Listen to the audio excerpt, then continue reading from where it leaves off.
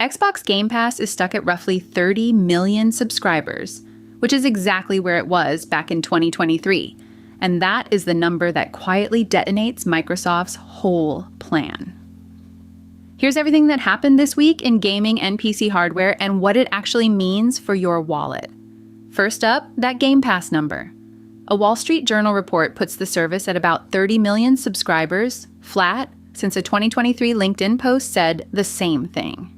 In 2024, Microsoft bragged about 34 million, a 36% jump, and now it looks like that figure either retreated or was generous to begin with.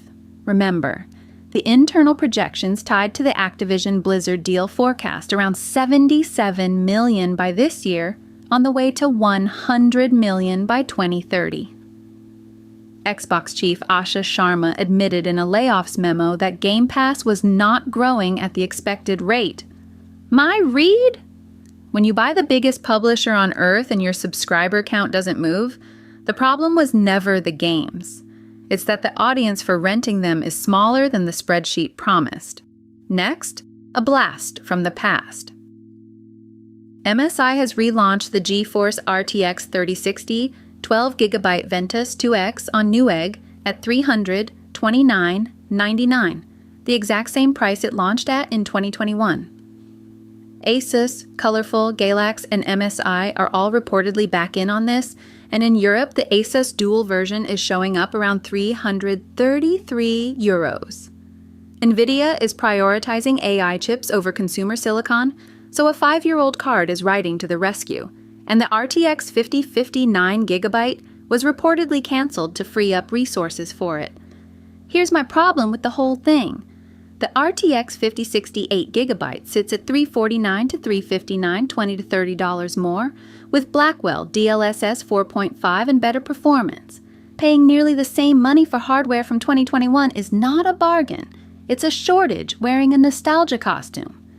Speaking of endings, Nintendo will stop selling the original Switch, the Switch Lite, and the Switch OLED to European retailers from mid-February 2027, almost 10 years after the console launched in March 2017.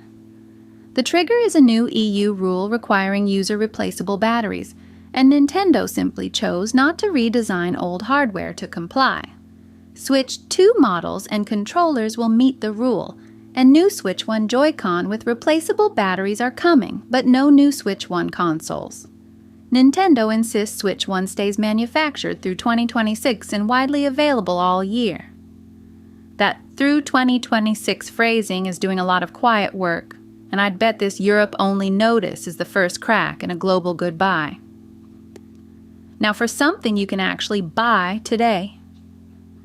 The ABS Kaze II Ruby pre-built is $1,050 off, down to $4,749.05. You get a Ryzen 9 9800X3D, an RTX 5090, 32 gigs of DDR5, and a 2TB SSD. Tom's Hardware notes that price is only about 16% over the cost of the 5090 alone at retail, which basically makes the rest of the machine free.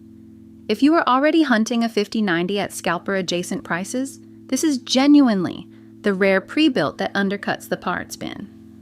Quick hits to finish. Green Man Gaming's summer sale is live with thousands of PC titles discounted, including Balatro and Skyrim, plenty under $10, and Balatro at any discount is the easiest yes on that list. Tom's Hardware reviewed the AMD Ryzen AI Halo, a turnkey local AI desktop built on the Ryzen AI Max, plus $395.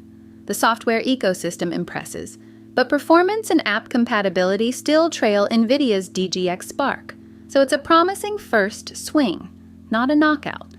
And the Epic Games Store is giving away the 1995 classic I Have No Mouth, and I Must Scream, free for a limited time and worth grabbing purely for how bleak it is. That's your week. Stalled subscriptions, resurrected GPUs, and a very good pre-built deal. Subscribe to Rig Radar for daily PC and gaming news.